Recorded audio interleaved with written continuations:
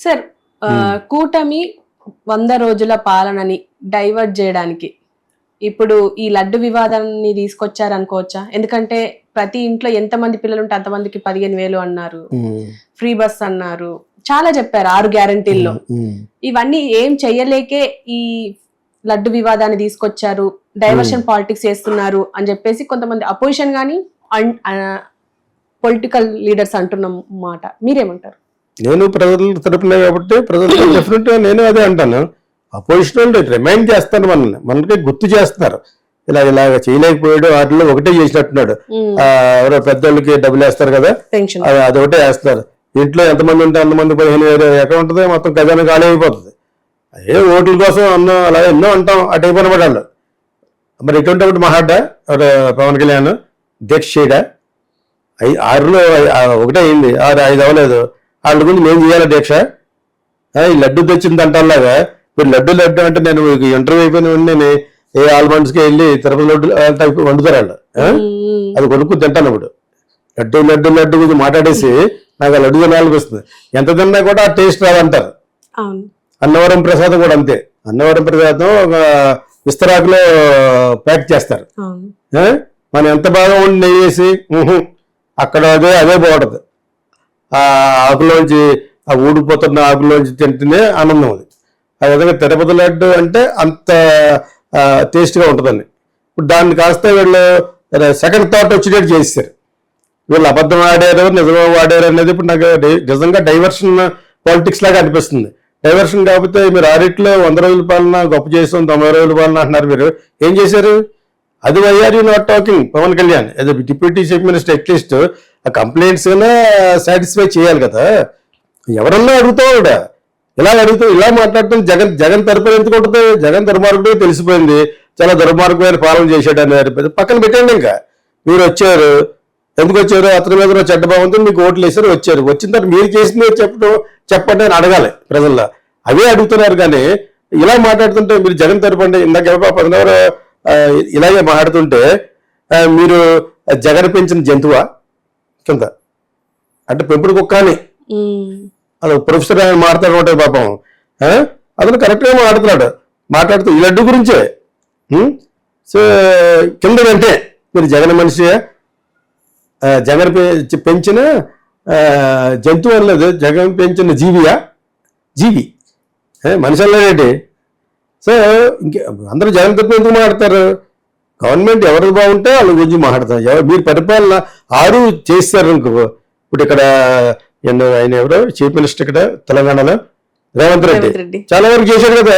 చేసిన తర్వాత చేశాడు అన్న ఒక సెన్సేషనల్ హైడ్రా చేశాడు. అది కూడా డైవర్షన్ అయ్యేటువంటి దేని డైవర్షన్?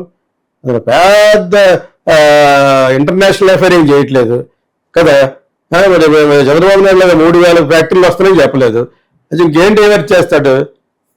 సో కనీసం ఈ లెవెల్లోనే మీరు 6 ప్రామిస్లు చేశారా అనేది అని చేశారా లేదని ఆత్మవిమర్శ చేసుకుని అప్పుడు మీరు మాట్లాడాలి. దీన్ని డెఫినెట్గా డైవర్షన్ లాగా అనిపించింది. ఎందుకంటే దేవుడి మీద సెంటిమెంట్ ఉపయోగించుకుని ఆ తప్పుకొని చేస్తే మట్టుకు వీళ్ళకి పుట్టగదులు ఉండవు. ఇటువంటి చాలా చూసాం. మా తిరుపతి అని చంద్రబాబు నాయుడు అనుకున్నారనుకో, యు ఆర్ రాంగ్. ఒకసారి జరుగుద్ది బ్యాడ్. సో ఆ విధంగానే ఒకసారి జరిగింది బ్యాడ్ జగన్కి. నాకు తిరుగులేదు అనుకున్నట్టుగా ఉండే 175 వచ్చినప్పుడు వస్తాయనుకుని ఇది బ్యాడ్ ఎందుకు అయిపోయాడు? You are done lot of mistakes. ఎందుకంటే చాలా మంది వదిలేసి పరిపాలన, చాలా మంది లఫడాగాళ్ళని అందరినీ తెచ్చుకుని కూడాను సంబంధం లేదు, వాళ్ళు డబ్బులు సంపాదించారు. అర్థమైనప్పుడు మీకు ఇతను ఇంత పేరు కూడా మిలిగినారు చేసేవాడు కదా. అసలు ఇంటికి వెళ్ళిపోయి కూర్చుని వాళ్ళ మీద వాళ్ళ ఐక్యూ లేదు చెప్తుంది వాళ్ళ ద్వారా చేశాడనమాట. నాకు చాలా ఇప్పుడు ఎప్పుడన్నా మన సపోర్టింగ్ ఎందుకు మాట్లాడామని I'm regretting, I'm taking back యాక్చువల్గా.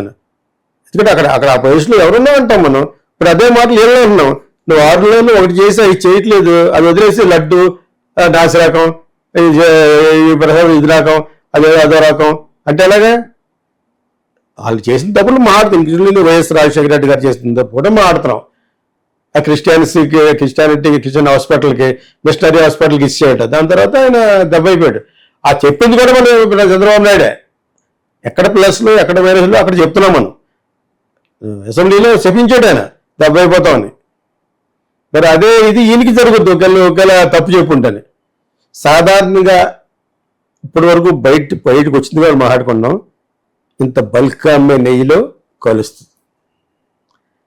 ఇప్పుడు చెప్పాం కాబట్టి మనం బొరగోకుండానే నెయ్యిలో కాంట్రాక్టర్స్ వీళ్ళు మరి తినేస్తారు కదా, వీళ్ళకి డబ్బులు ఇవ్వాలి కదా.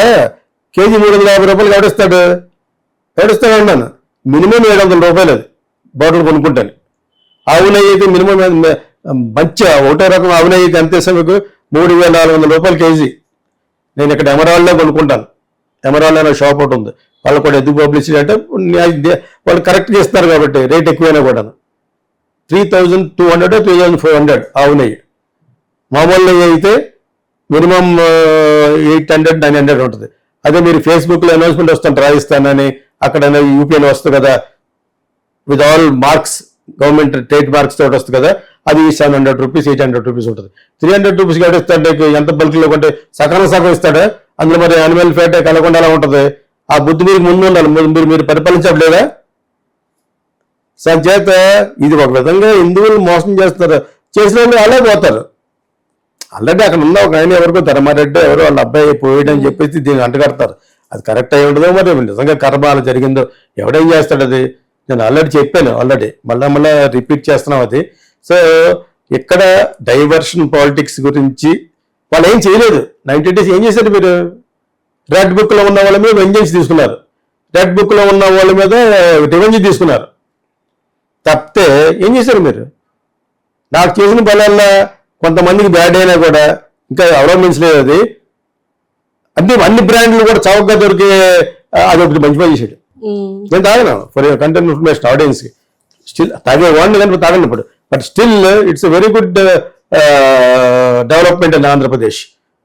లైక్ గోవాలో దొరికేది కూడా, గోవా కూడా వెళ్ళరు, అన్నీ అక్కడ దొరుకుతాయి. అది చేయడం తప్పు కదా. ఏం సందేశం పంపిస్తున్నా ఉన్నాడు ఆయన కూడా. ఏంటి నువ్వే పంపించా దాన్ని దేన్ని గోకి ఏం సందేశం అది? అందరు గోకమనా? ఆవిడ అమ్మాయితో గొడవ అయింది, మరి అదే సందేశం అయితేనే ఆల్ దిస్ నాన్ సెన్స్ ఆపి what ever it is good అని చెప్పండి. ఇప్పుడు అదే విధంగా వాట్ ఎవర్ వీళ్ళు చేసిన గుడ్ అని చెప్పుకున్నాం, బ్యాడ్ అని చెప్పుకున్నాం. అంటే ఇప్పుడు అర్జెంట్గా నీకు లడ్డూ ఎఫ్ఐఆర్ ఎందుకు వచ్చింది? లడ్డూ తెచ్చింది అంటాల అని పెట్టుకోవచ్చు మీరు టైటిల్. సో ఈ లడ్డూని ఎందుకు పట్టుకొచ్చారు మీరు? అందులో నువ్వు వచ్చిన తర్వాత నువ్వు అంత ముందు ఉన్నది అప్పుడు జరగలేదు గ్యారంటీ ఏంటి? What is the guarantee? అంతే ఇప్పుడు నువ్వు పాయింట్ చేస్తున్నావు ఎందుకంటే ఇతను జగన్ అధపతాలను నొక్కేయడం కోసం. అతను నువ్వు నొక్కలేదు, గాడ్ ఈజ్ దేర్, అది జరుగుద్ది. అసలు యాక్చువల్గా నాన్ క్రిస్టియన్స్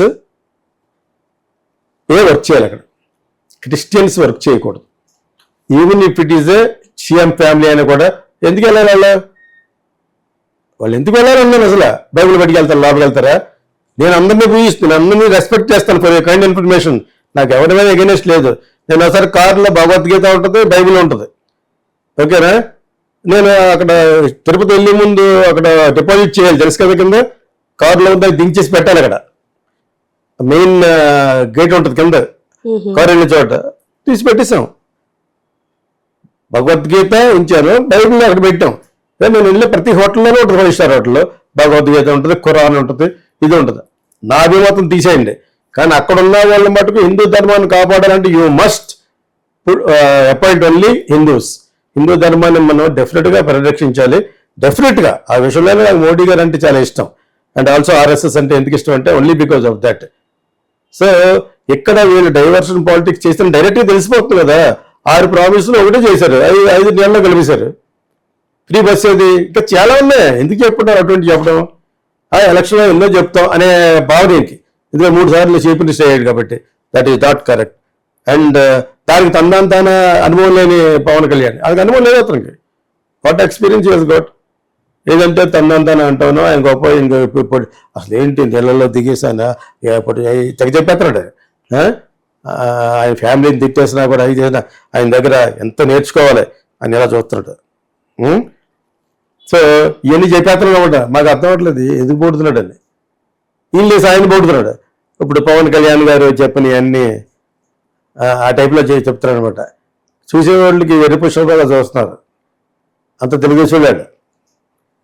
ఎల్లో కొండ ఒకటి వేసుకుని సపోర్ట్ కూడా అందరూ ఒకసారి సపోర్ట్ కొడతారు. నేను చూసాను మీటింగ్.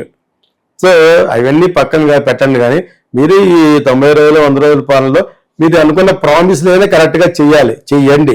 చేయలేకపోతే చేయలేమని చేతులు ఎత్తేయండి, కానీ ఈ లడ్డూల మీద వాటి మీద గంటకూడదు. లడ్డూలు నిజమైతే అతనే పోతాడు. అతను ఆ టైంలో ఉన్న క్రూ మెంబర్ అందరూ పోవాలి, చైర్మన్ మెంబర్స్, అందులో నాన్ పొలిటీషియన్స్ ఉండాలంటున్నా అక్కడ. అందరూ మీ పార్టీ వాళ్ళని పెట్టేసుకోండి. ఇప్పుడు ఈయన చేస్తాడు. ఇప్పుడు ఇంకొక 10 రోజులు పోతే చూడండి ఎవరైనా ఉంటారు. అందులోనూ బీజేపీ ఉంటుంది, తెలుగుదేశం ఉంటుంది, జనసేన ఉంటారు. వాళ్ళందరూ పొలిటికల్గా హెల్ప్ చేసిన వాళ్ళే. ఈ పోస్టే కాదు, అదర్ కార్పొరేషన్ పోస్టులు ఏదో ఇస్తున్నాడు. ఇప్పుడు అన్ని వీళ్ళే ఉంటారు, ఎక్స్పర్టీజ్ ఉండరు. పైకాంటి ఇప్పుడు బ్యూరోక్రాట్స్ ఉండొచ్చు కదా, చాలా ఎక్స్పర్ట్గా చేసిన సైంటిస్టులు, రకరకాల మంచి మంచి ఎడ్యుకేటెడ్ పీపుల్ ఎందుకు ఇవ్వకూడదు?